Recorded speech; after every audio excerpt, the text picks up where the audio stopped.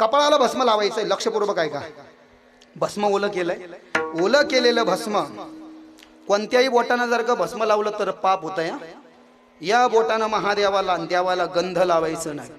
काही काही लोक या बोटानं फक्त पित्रांना गंध लावल्या जातं. पिंडस्थ पीतना चंदनम स्वदाह. कव्हा?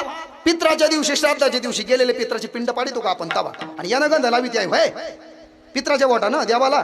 नाही ना.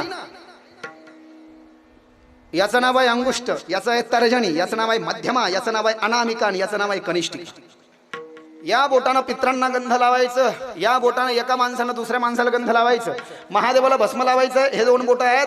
या दोन बोटानं काय करायचं? ओलं केलेलं जे भस्म आहे ना, ते ओलं केलेलं भस्म या दोन बोटानं घ्यायचं. याचं नाव मध्यमन, याचं नाव अनामिका. आणि या दोन बोटानं डाव्या आपल्या कपाळाच्या डाव्या भुवाळीकडून उजव्या भुवाळीपर्यंत 2 रेषा वाढायच्या. या बोटानं वरची रेष वाढायची इकडे एक, आणि या बोटानं खालची रेष वाढायची. मधातली जागा तशीच सोडायची, मधातली रेषा करता. आणि उजव्या हाताच्या अंगठ्यानं उजव्या भुवाळीकडून डाव्या भुवाळीकडे मधली रेष वाढायची. असं आहे शिवमहापुराणामध्ये. यथार्थ, यथाविधी, यथासिद्ध, यथासाध्य, तेव्हा त्याचं फळ भेटतंय.